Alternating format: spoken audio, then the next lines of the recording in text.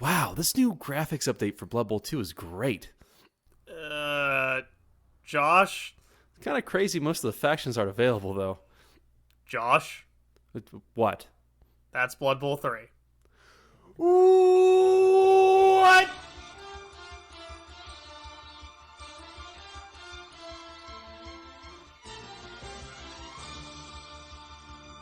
Welcome, everyone, to BBSPN, a Blood Bowl podcast. I'm Josh, and this is Eiley.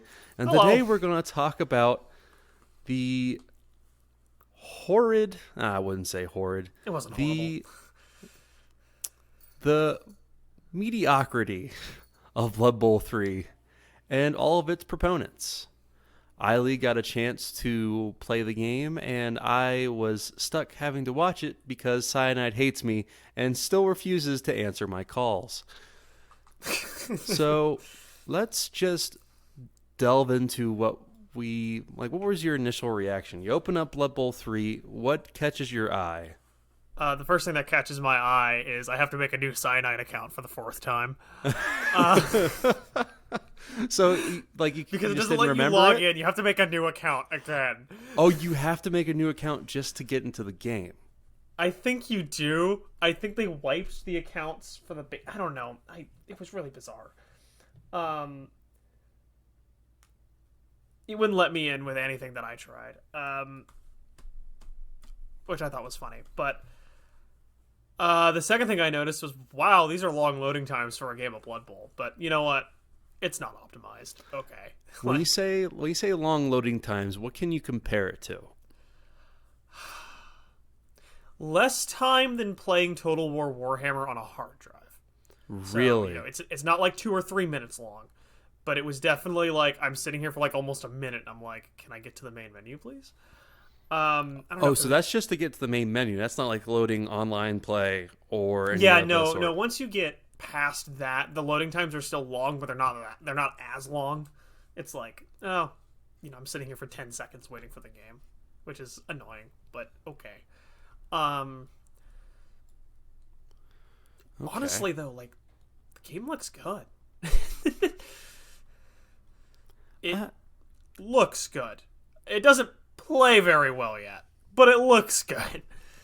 It's pretty. It does have an improvement. Like, what is the biggest graphical improvement that you see? I think the player models. There's a lot of detail. There's a lot of attention to detail there to make them look like their tabletop model counterparts. Their current edition ones. I think Blood Bowl 2s were based off of the last batch of metal models. So, we're talking late 80s, early 90s.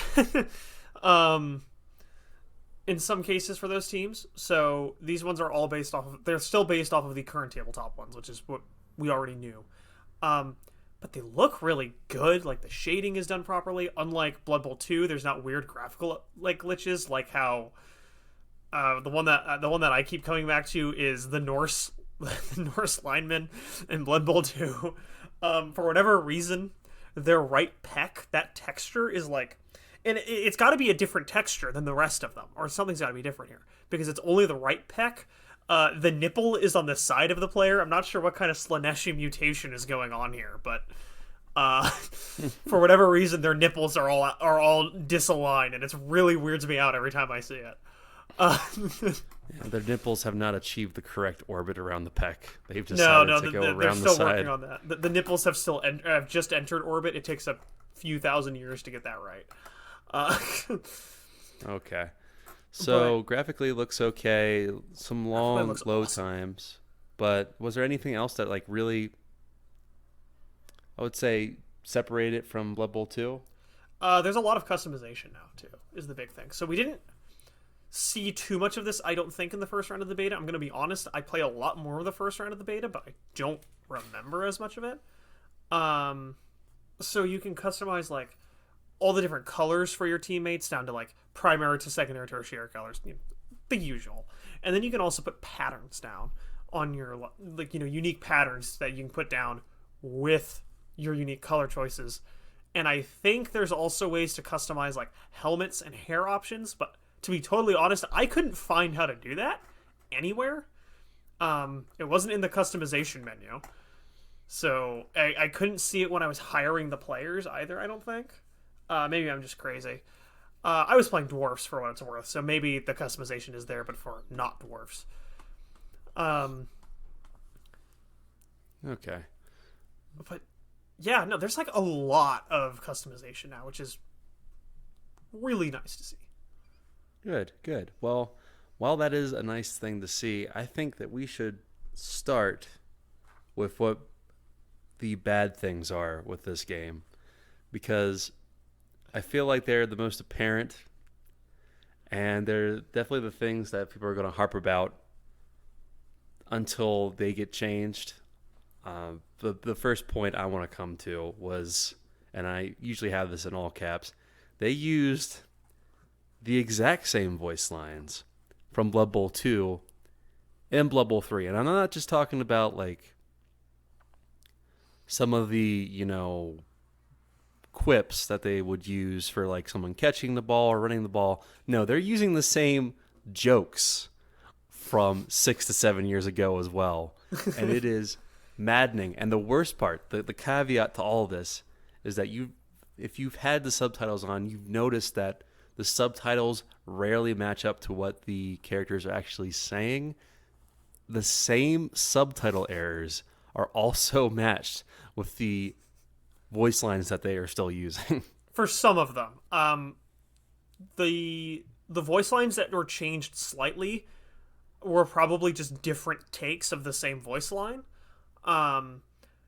Where they do use the correct one for the subtitles. So now you get to see the joke as it was always written, which is funny, but also it's still the same joke.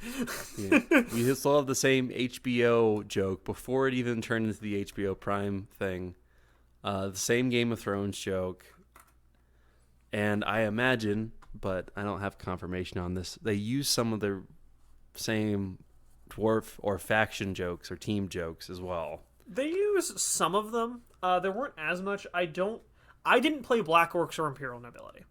I played dwarves.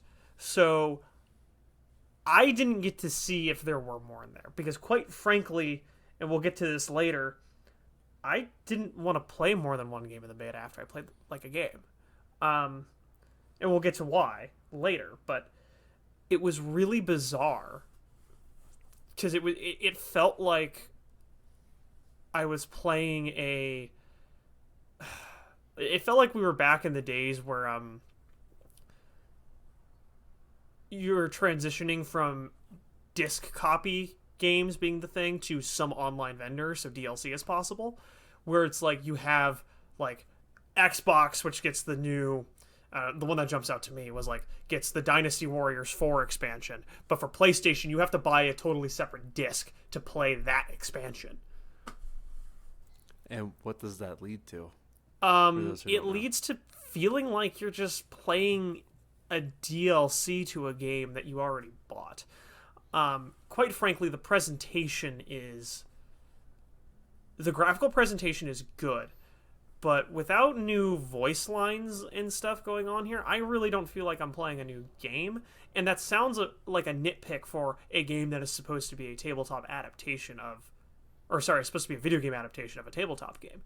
And you would be right in saying, well, what do you expect? But at the same time, everybody, like, Jim and Bob is such a big thing in with how Blood Bowl is presented, that it kind of sucks to see that they're being presented in the same way again. Like, I love Jim and Bob. I want to see more Jim and Bob. I don't want to see the same Jim and Bob. Yeah. Speaking of things that are the same, next up is animations. After watching Eiley and a couple other friends from our Discord play, I've seen, while there is like maybe one or two new animations, they reuse the ever-living crap out of those animations. At the end of the day, it is just punching people, but there's like, I don't even know how many punches there really are to throw, but I know there are different types of punches you can throw. And I can't imagine the animation for those being too hard. It leaves much to be desired. But it's like they have one new animation for a block or for a foul, and that's it. That's all we get is an extra added animation. Did you see any new animations while The we were player playing? select animations are different. Also, the player select sounds are different too, which made me a little sad when I heard they were reusing a bunch of sounds. I really wanted the to keep the dwarf slayer like breathy, like angry gasp. There's the where he sounds like an angry Grimnir chicken. I really wanted them to keep that. But no, so there are new player select animations. I think some of the running animations have changed, but some of them were definitely the same, which is funnier because the dwarves are a lot skinnier now. They're not like short and fat. They're not ridiculously fat anymore, which is really funny. Okay. Speaking of the players, then, you were telling me at length that it was really hard to tell between the players, like even the team that has pretty well telegraphed player roles like the dwarves. So what problems were you actually having? So I think the big one there was that, and maybe this is just a me thing, where I couldn't really figure out how, like, they all had the same default head, and there was no obvious way to change it. So it was like, so all my players have the same heads and the same hair, save for the runner. The only difference between the Line Dwarf and the Blitzer Dwarf is that the Blitzer Dwarf has a big thing on his left hand. Has like a big, dwarfy, brass knuckle punching thing on his left hand. So it's like, oh, okay. And I mean, the Slayers are pretty obvious because they're shirtless. But it was just like, the number of times where I needed like a Blitzer to do something and I had a lineman around instead because I mispositioned the Blitzer thinking it was a lineman because I just wasn't looking right at his hand was annoying. This is kind of compounded by there's no way to set it so that you can see all the skills on every player on the pitch. You can only set it to see your skills or your opponent's skills. And that is the most bizarre change to me. It's like, why? Like, if you play the game enough, you kind of, figure out what the players have. So why would you not make a skill for people who are coming to Blood Bowl from either the tabletop or from Blood Bowl 2? Why? Like, that doesn't make any sense.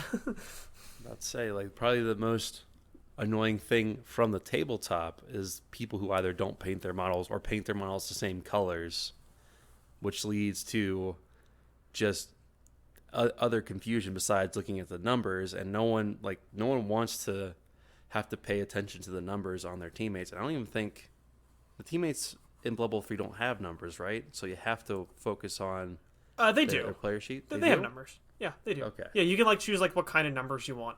It's really cool. Right. They're the same ones from the stick-on sheets, which I think is a really cool attention to detail for the tabletop. But it's also like, okay, it's just a thing. No comment. They're numbers, for God's sakes. Yeah. But the same thing goes, like, you could change the card background to a different color. That cannot be that hard for skill positions. And it's weird that they don't do it now. Maybe they're just focusing on a different element of the game or just trying their best to get as many teams as possible in. I think there were who really knows bugs because the first beta for Blood Bowl 3 was not pretty. Yeah. Which notably, a lot of those bugs are fixed. I didn't try Throw Teammate because I play dwarves. Much as I wish I could throw a dwarf, it'd be kind of fun. So there are. It felt like it ran well, is the thing. Like, it wasn't optimized clearly based on, like, the loading time and stuff, but it did run well, and I didn't feel like I was going to get a bug that was going to absolutely ruin me. Did you have any crashes? What? Do you have any crashes? Nope. Okay. Or wait, no, I think I had one. All right. I had one crash when I was trying to do some customization. Or no, I was trying to make a team. I made a team and I went to go to the customization and it crashed. But that was the only one. Okay, so just touching back on animations one more time. One thing I realized while I was playing was that she didn't base up against a player that was on the ground. And I asked why, and she said it was stunned, but I remember her punching it and nothing happened. Turns out they got rid of the stun animation for a mark that's on the card. And I could see that becoming a big issue for people who play Blood Bowl 2 a lot because they're used to their players flopping on the ground with a big banner on the screen saying stunned. What It's do you not think even just about it? that. They also removed them turning over on their belly, which is what you actually just do on the tabletop still. Yeah. So like what? Everything's like the tabletop except for this. It's like, no, that's the useful thing. You're supposed to keep it. The only thing I can really think of, because I mean, I've played a couple of Cyanide games, and I know that they really enjoy reusing assets. I think the reason why they did that was because when they tried reusing that asset, it caused more problems than it fixed. Maybe. Because I really don't see why they would remove it unless it was causing major issues, and they just needed something that would be a placeholder for maybe an eventual stun animation. But it was odd not to see it in the game right now. Yeah, so it was really weird. I still don't like the player feedback on knockouts and injuries. Frankly, I prefer Blood Bowl 2's where, the player screams ridiculously. And I think they still kind of do with the injuries sometimes. But it's way more fun when, you get the player feedback of you injured somebody or you killed somebody. Right now, like, a death isn't a big deal. But, in the last one, it'd be like a smack, like a really meaty smack. And then it's just like, they're dead. I want there to be more more dramatic player feedback for those things, just because it's an injury or it's a death. That's a big deal. Like let's make that a big deal. If you're gonna make a video game adaptation of this game, we need the reaction from the video game to be more than just what you get at the tabletop, which is an oh no. Yeah. Okay. Yeah, it's a really silly thing. So let's go ahead and move on to the good things, because there are good things. There are a lot of good things. Yeah. Don't believe what Reddit's been saying. There are good things to this game. So the first up was higher fidelity voice lines. What is expand on that? What do you mean? Because to me, I heard the same voice line, just clearer. Is that all fidelity? Yeah, it was just clearer. It was louder, better sound balance with the rest of the game, I think, or maybe not better sound balance, but it was crisp.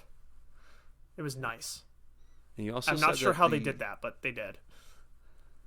There's plenty of ways to do it. I just don't know how. And you also said that it was easier to tell which skill was being used?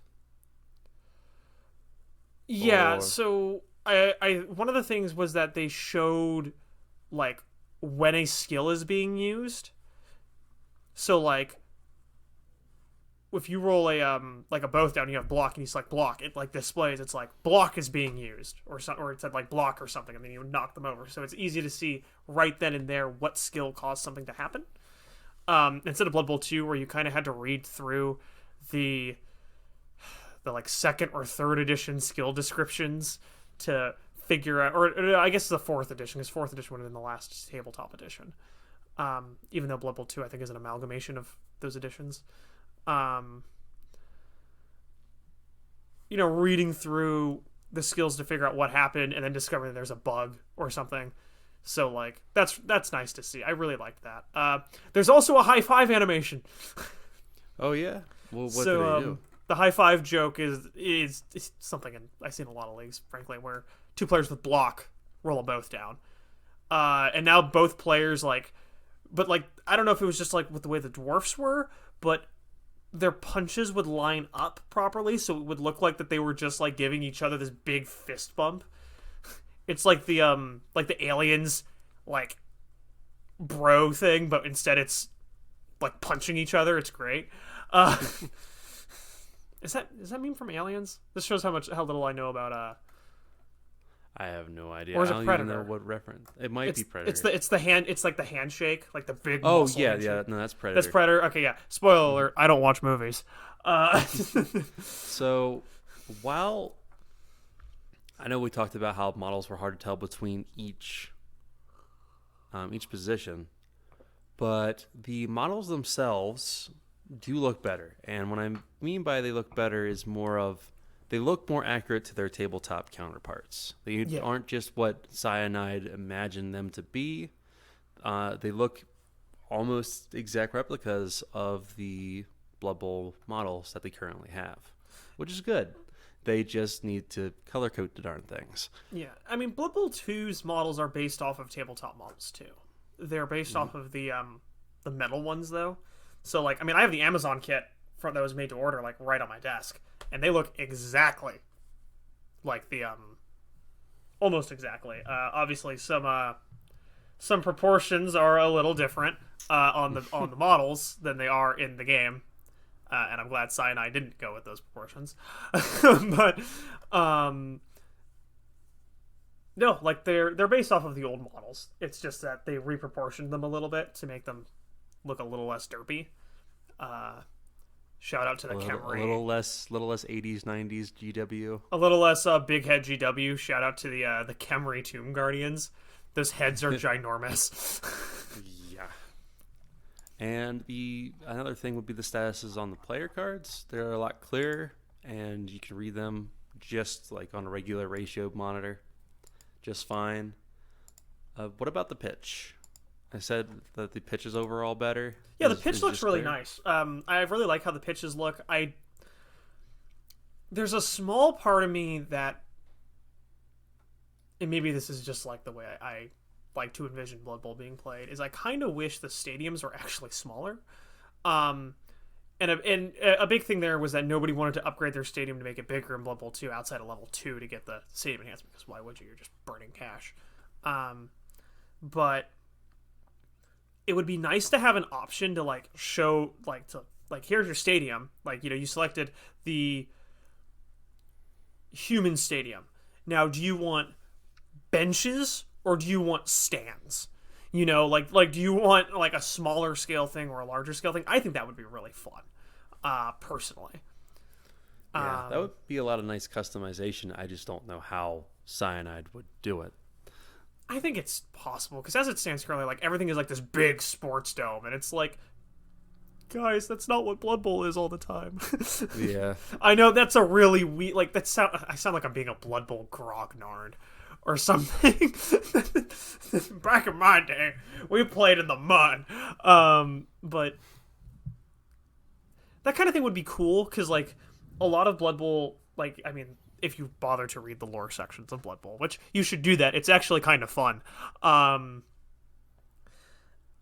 It talks about, Blood Bowl not just being this big stadium game, but it's also like these teams like primarily play in like cleared out market centers, like the Old World Alliance is like that, where it's literally like it's just a bunch of guys getting together for a good time.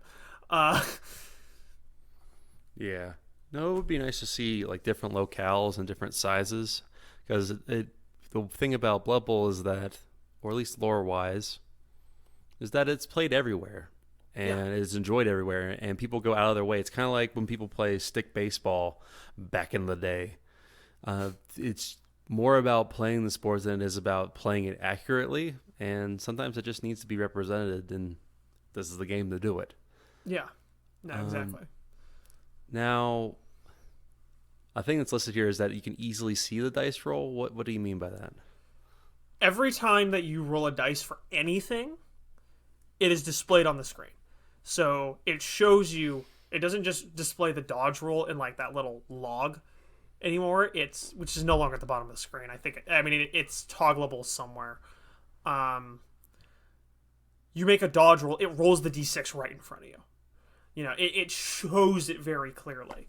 I remember it took me a while actually to find the dice log in Blood Bowl 2. So I'm glad to see that they just make everything very apparent now, and make it abundantly apparent that this is a dice game. Yeah. Speaking of just game elements in general, now we deal with chess timers. And I think, personally, that is a good thing for Blood Bowl, because now you have something that is akin to playing chess, and now you have a chess timer to go with it. So to explain on that, we are used to the regular turn timers for Blood Bowl 2, 2-3 minutes. Now it's still 2 to 3 minutes, but you get bonus time, and that bonus time can be applied to any of the turns that you have. Of course, you only have a limited supply of it. That means that for like the beginning stages of the drive, or rather just the game in general, where you have more players on the pitch, you actually have more time to use them. And you can decide to keep that time. Doesn't the bonus time reset after each half? Yes, it does. It does. So you have the ability to not only manage your team, but also have the time to do it. And I think that's fantastic that now you have an appropriate amount of time for each turn and each stage of play. What do you think? I actually don't like the chess clock. I think that the bonus time system is silly because what I find most of the time is both players end up dipping into their bonus time anyway. And so it's like, okay, at that point, what the hell is the point of the chess clock on some level? Yeah. But I also don't like...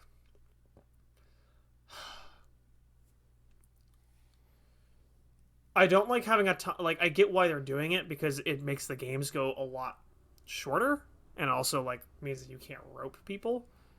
Because I'm pretty sure in Blood Bowl 2, it takes 4 or 5 full turns of being roped with no activations before the game just boots them. So, like, I get it. But at the same time, I think that the turn timer is just better. I think the turn timer allots for more time overall. And yes, it's split up, but it's also like... I'm trying to think about how to describe this. You think it's more constraining, or I actually think it is more for too much time? Because you don't know how much time you're ever going to need in a given turn. So what ends up happening is you have this time system now where everybody's dipping into their bonus time, so bonus time is irrelevant. It resets at the end of every half, so like why not just combine it into one time pool? And frankly, and here's the big one, is the timer keeps playing during all animations. It does? Yes. All right, well then, damn, screw the timer then. Let's put that in the bad things. Let's just move the that timer over plays there. during animations. It plays while you're deciding if you want to use an apothecary. There are a few times where it still gives you 15 seconds to pick something. It's not very consistent, though. But guys, like, during kickoff events, the timer is playing. It's very silly. They need to clean that up just a little bit. That's maybe a small thing, because I don't think I ever saw anybody time out. But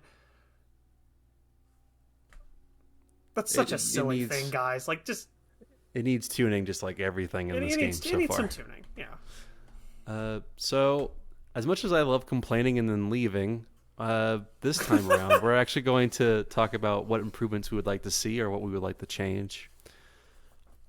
The biggest one for me so far is that we, like I extrapolated on earlier, different colors, different just symbols, something that helps decide or differentiate the positions more would be great. I should be able to look at a screen and know exactly where my positions are just by looking at the player for like less than a second. I shouldn't have to like micromanage my every click just to see who's what. And with teams that are a lot more similar, like the Elven Union and the Orcs, it's going to be a lot more important that they get those kinds of position improvements. What about you, Eiley? What do you think? I'm just really mostly in the same boat. Just give us some more colors for customization. Just go ham on the customization. Like, if that's one of the big selling points right now for this, is that you can now like fully customize everything. So let us do that. Just go absolutely ham on the colors. Give us some new team symbols too. I know like Imperial Nobility, I think Black Orcs have unique team symbols, but just go ham. Also, well, actually, here's the funny thing: is you can pick any symbol you want, and it's funny because they ported over like almost all of the symbols from Blood Bowl 2. So like I could run around with my dwarves with a like dark elf team symbol from Blood Bowl 2. It's really funny. I didn't see a lot of new ones. I know Nobility and Imperial Nobility, sorry, and Black Orcs got them. I don't know why never mind. Words. Got some new ones. I think Dwarves might have had a couple. I think some teams might have had a couple new ones, but I'm not sure because they were mostly for teams that I didn't play. Okay. But yeah, and more player feedback during throwing actions, actually. It should really just be customization, period. Just Yeah. symbols, colors, armor pieces. Even if that is like a down the line DLC or something like that, just give us something to play around with, because we all have, especially if you play Blood Bowl or any GW game, we all have a box, regardless of size, of shame somewhere where we're like, we had the idea of what the team was in our head and how we paint them, how they would look. But now we have a game that can make those dreams a reality. Just give us the ability to do so. Even if it is down the line, I would like to see that as well. We already went over player feedback, just with throwing actions or actions in general. You know, you always want to have the player, new or old, be able to differentiate between what they are doing. And along with customization, like, just give us some more flavor in terms of music and voice lines. I think, and I don't know if you agree with this, Eiley, but when you have, like, when you see even like the intros for new Blood Bowl teams that Games Workshop will come out with, they've had like a flair to them, like a silly flair to them. Like, this is a silly game that tries to take itself seriously because it has blood and guts everywhere. And that can be capitalized on by having more music in the game itself. Yeah. And I don't think it'd be that hard to do either. I feel like you could just drag Weird Al Yankovic out, and he could probably make songs for this game. Like, really good songs for this game without really trying. Weird Al for Blood Bowl. Oh, that's He would probably even do a cameo. Like, he could probably cameo as Bob. I've seen him in VHF. He definitely could. My big one is mostly, we need more player feedback. Especially with like pass act. Like, I still don't fully understand how pass action is supposed to work. Like, I know you got to declare it early and stuff, but it's like there's no. Since the game is trying to be exactly the tabletop, you have to declare everything before you actually do it. So, like, you know, if you don't have the ball yet, you got to declare a pass action before that. And it's just like, I want it to be a much easier, or like just like some player feedback, like either over like an icon over the player, like with the blitz action or something like that, that indicates, yes, you are declaring this action with this player. Do that. Like, give us some more player feedback here. But frankly, I mean, I said that was the big one for me, but actually the biggest one for me, and I think that this is the kind of the point that we need to drive home most, is that this is just the tabletop. It is exactly the tabletop on a digital platform. When you say that, do you mean that you want more from it, or you just want the tabletop to be just a reality, or I actually want close more to from the board game? Okay. So this is maybe a very silly criticism, but it's what I'm going to make anyway. Is that right now there's nothing separating Blood Bowl 3 from playing on the tabletop aside from doing the dice rolling and the painting for you. There's not. There's nothing there. Blood Bowl 2 is just that, and everybody loves Blood Bowl 2 because it's just the tabletop again. But the difference is that Blood Bowl 2 came out when the tabletop was being neglected, or was only just now, or was in the works for a revival, and then they brought it back with Blood Bowl 2. But we're now in a time where Blood Bowl gets a lot of attention, probably more attention than a lot of specialist games even. You know, I mean, Titanicus gets a lot more attention nowadays, but it's like, okay, Blood Bowl still gets a star player every other month or so. I mean, like, Warcry's monthly content stopped entirely. Like, remember when they promised that? And it lasted, I think, 2 months before they said they weren't doing it anymore or something like that. It's it's one of those things where you want to be a fly on the wall in the Games Workshop studio, because I feel like the measure of how successful your game or how much attention your game is getting from Games Workshop is also a mirror onto how well it is doing on the world market. And I think Blood Bowl is doing very well. I see it a lot more. I see it in games a lot more. Games that I've been to game stores in the last 3 months, they did not touch Blood Bowl until now. 2022 was the year they started putting teams on the shelves. So it's either our influence has gotten better, which I know hasn't happened, or people are paying attention to it more because it is a good box game. So that being said, I feel like the reason why Cyanide is trying to take this more seriously, for better or for worse, is that this is supposed to be like a keystone for the Blood Bowl franchise. People are seeing stuff like other game content like Total Warhammer 3, and then they see Blood Bowl 3, and they want something like that. They want to see massive amounts of love and detail put into the game, which I feel like puts a lot more weight on Cyanide's shoulders than I think gives credit for. I think people need to realize that Cyanide is still a French developer that specializes on just making one-to-one matches for board games. But still, it needs work. It definitely needs work. Hopefully we'll see it this year, but I feel like if they're going to make a good Blood Bowl 3, we're not going to see it till next year.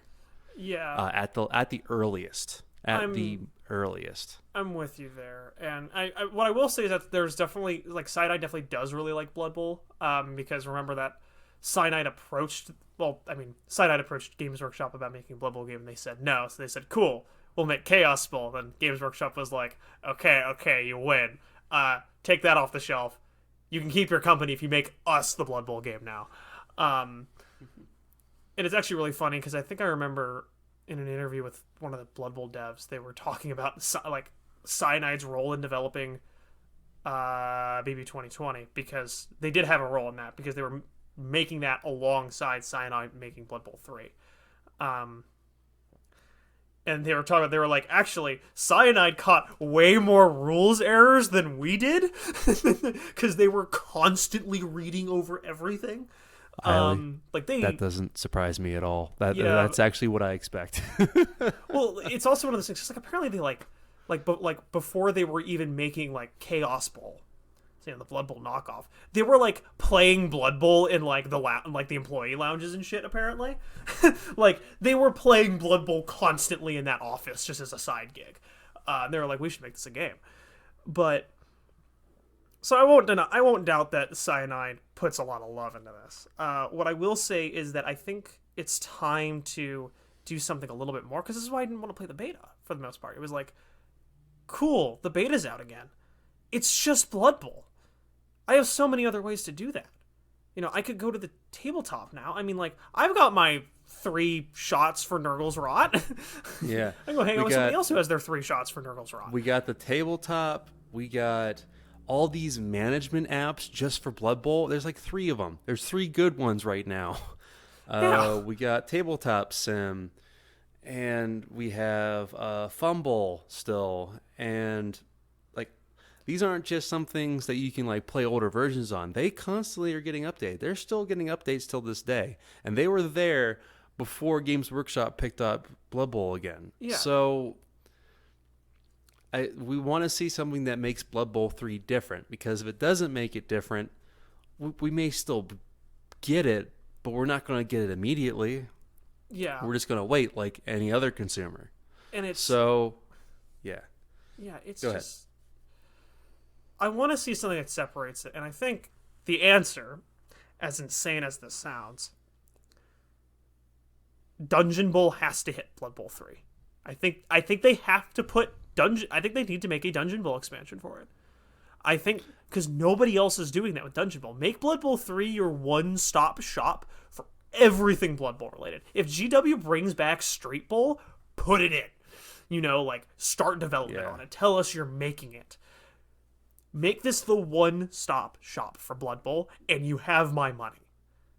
if this is just the tabletop Blood Bowl again, I might just pass.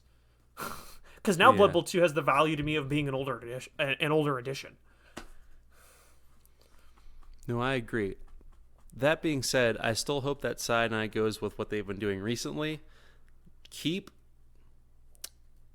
the PR or the videos to a minimum, and just fix the game, make the game, give us updates when you feel ready for the updates. We'll be there if you make it good. So Definitely. I don't remember the developer who said it, and I'll definitely try to link that. But he said, oh God, making a good game will take a long time. I want to screw that quote up, but it's essentially saying that a bad game will always be a bad game. But if you make a good game, it'll. Anyway, I effed that up. So next time, Game looks promising.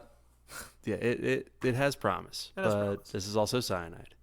So next time we see you all again, we will be trying to either A, talk about any developments in Blood Bowl, or B, I want to do a league recap for my first IRL league. It's coming to a close by the end of February, so I should have an episode out, say, mid-March. So keep in touch with us. This has been BBSPN. I am Josh. And with my co-host Eiley and our editor Kiframe, we will try to keep you up to date with everything that is Blood Bowl. I want to thank a special thanks again to the Discord community that keeps us updated with what they're doing. And if you would like to join us on more Blood Bowl shenanigans, you can join our Discord or follow us on Twitter when we update it. When we update our Twitter. When we remember that we have a Twitter. That is true. All right. We'll see you all later. Yeah, take it easy, everybody.